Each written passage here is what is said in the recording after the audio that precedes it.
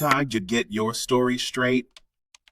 Welcome to our new segment, Get Your Story Straight, in which I'll give you more writing tutorials, ways to expand your vocabulary, and put you on game about the writing and publishing industry, plus a whole lot more.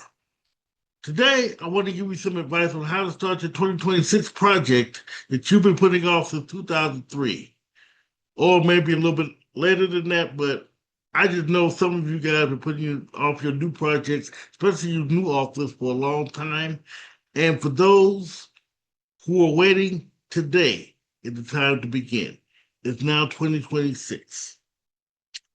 Having a ton of projects I've been working on myself, I've been having to give myself the same advice because we as authors sometimes fall off ourselves and we need to hear the same advice in order to get our next projects out there. So this January, in the Get Your Story Straight segment, I'm going to be talking about every week ways to begin your project, your story, ways to kick it off to the point where you'll be consistent by the end of the month. So today, I want to start off with these 6 things. Number 1, choose your tool and stay consistent with it. That tool can either be a notebook and a pen, a journal and a pen, a PC, a laptop, or a tablet. Anything that you can use to start your story consistently. It has to be something that you're comfortable with. To add to that, make sure you are truly comfortable with it for you. Don't allow other folks to sway you by saying a different way is better. Well, you're in this notebook, but it's quicker with a PC or laptop or quicker with a tablet. Well, if you're comfortable with notebook and pen, or a journal and a pen, go ahead. Use that. Don't let anyone sway you, because letting someone sway you will not only take you out of your comfort zone, it will allow you to stop, which now brings me to number 2. Number 2, keep your business and your book projects to yourself. To be blunt, only a small couple of people is going to cheer you on anyway. A great majority is not going to give a damn whether you fail or succeed, much less writing a book. I mean, haters going to want you to fail because they fear your elevation. However, when you succeed, they'll be all over you as if they were down from day one. But I need you to use your better judgment on how to deal with them either in good times or in bad times. Because when you're down, they'll be talking about you. When you're up, they'll say, hey, man, I believed in you from day one. Well, but you know it's a lie, so I'll let you use your better judgment with that one. Number 3, back to the manuscript. Write a little every day. A little story here, a little bit of story there, but write a little bit every day. When I started writing a series of connected short stories using one of my main characters that I still use up to date. I did this to the point I had several notebooks full of stories and a strong sense of discipline because I was able to find that time and just knock it out. When you say you have no time, that's a damn myth. I'm sorry, it is a myth.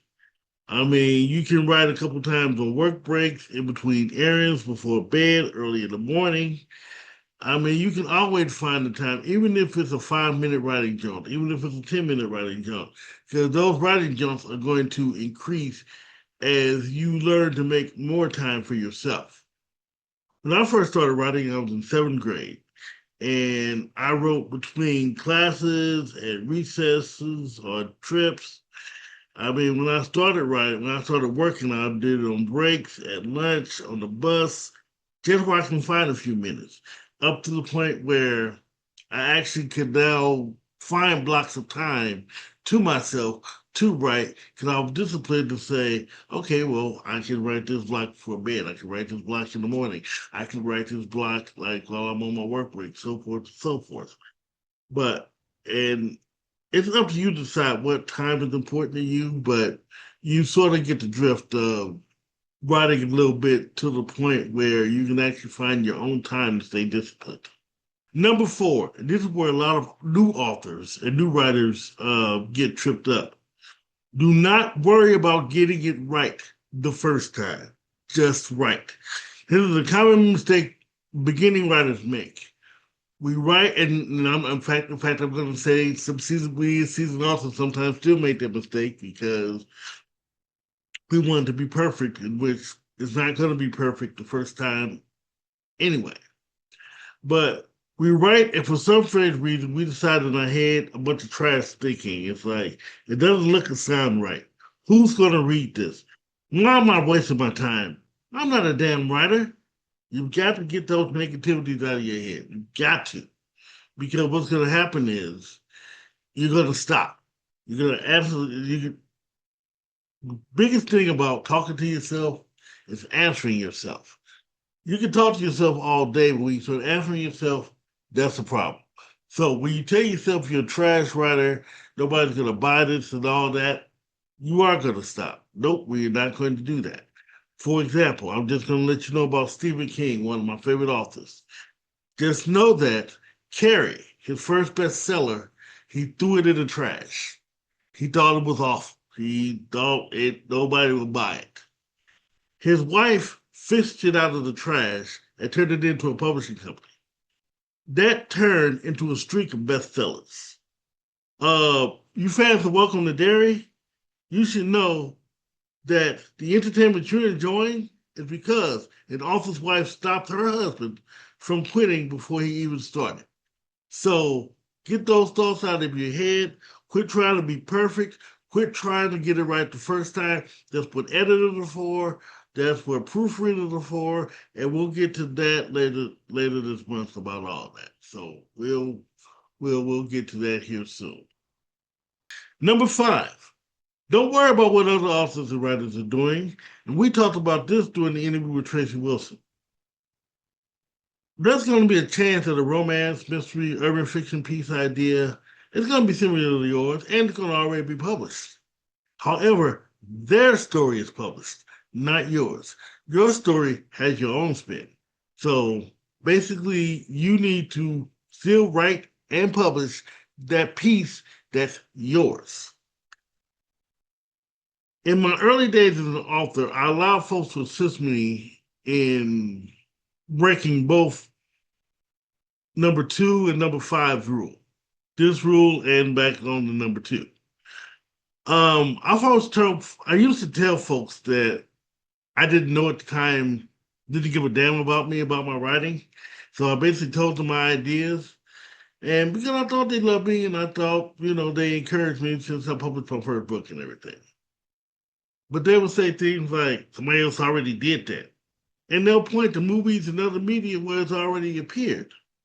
But then when I would explain my idea is different and I have my own spin, I get clowned.